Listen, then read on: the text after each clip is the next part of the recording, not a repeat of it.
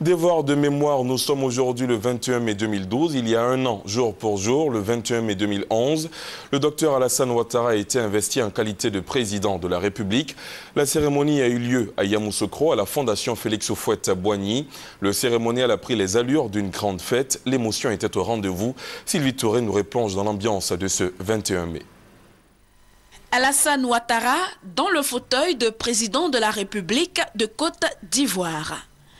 Koné Mariam n'en croit pas ses yeux, tant l'image s'apparente à un rêve pour elle.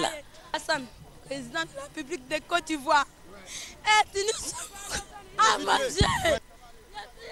Elle n'est pas seule à être dominée par l'émotion ce 21 mai 2011.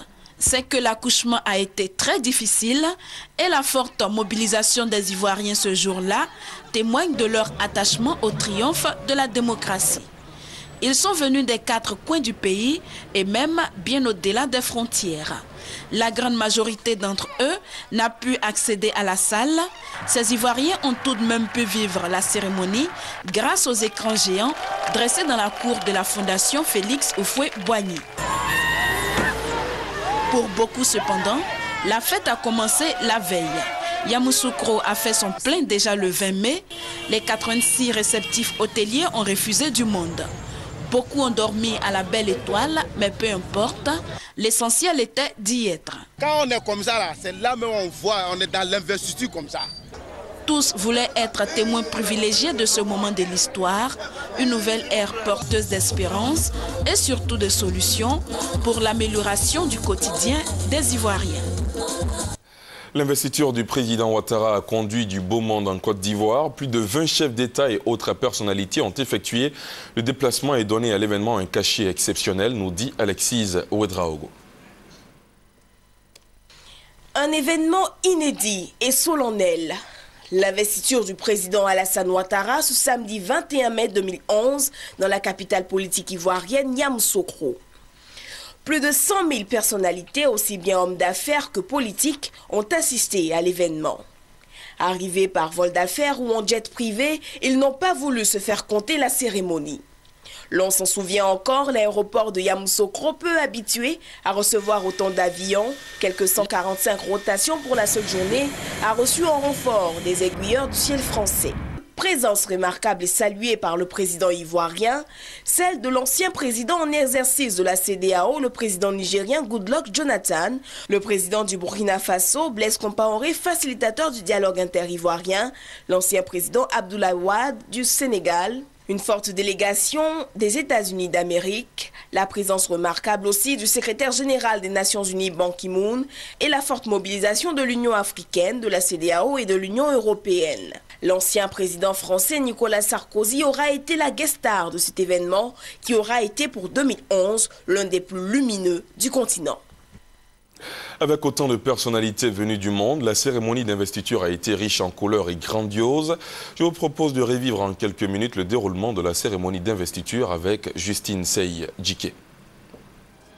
Un président démocratiquement élu le 28 novembre 2010, après 10 années de crise, Alassane Ouattara, dont la cérémonie d'investiture était à la dimension d'une sortie de crise qui aura fait tant de morts et de dégâts en Côte d'Ivoire. Jamais de mémoire d'Ivoirien. L'investiture d'un chef d'État aura été aussi grandiose, bien sûr, après celle du président Félix Houphouët-Boigny, premier président de la Côte d'Ivoire indépendante. En présence de 20 chefs d'État, dont le président français Nicolas Sarkozy, acteur principal du dénouement de la crise post-électorale de novembre 2010 à avril 2011, qui a d'ailleurs reçu un accueil chaleureux de plusieurs autres personnalités civiles et militaires du monde entier, le président Alassane Ouattara a reçu son sacre des mains de la grande chancelière de l'ordre national, Henriette Dagri Diabaté. Monsieur Alassane Ouattara, président de la République, au nom du peuple de Côte d'Ivoire et en vertu des pouvoirs qui nous sont conférés, nous vous reconnaissons comme chef souverain et grand maître des ordres et nous vous remettons le grand collier, insigne de notre distinction. Un acte symbolique du fait qu'il est exécuté par la première femme à la tête de la chancellerie par la volonté du président Alassane Ouattara.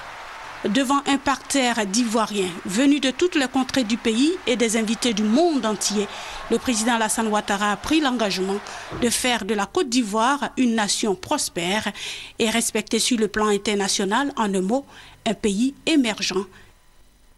Le cœur de cette investiture a été le message du président investi. Alassane Ouattara a voulu tout d'abord rendre un hommage solennel à ses illustres prédécesseurs à la tête de l'État. Les détails avec David Gouédan-Mobio. Dans son adresse à ses compatriotes ce 11 mai, le président a eu une pensée pour un homme qu'il considère comme exceptionnel. Un homme qui a été pour lui un père, une source d'inspiration, Félix Houphouët-Boigny. Félix Houphouët-Boigny, premier président de la République de Côte d'Ivoire, grand sage, grand bâtisseur de la Côte d'Ivoire moderne. Le président Félix Houphouët-Boigny a acquis très tôt la certitude que la paix n'est pas une contingence, mais une stratégie de développement. Le nouveau chef d'État a également rendu un hommage à son aîné, le président du PDCI, Henri Konan Bédié. Monsieur le président Bédié, cher aîné, cher grand frère, je voudrais rendre hommage à votre sens élevé du devoir, votre profond amour pour notre pays et votre attachement à la paix.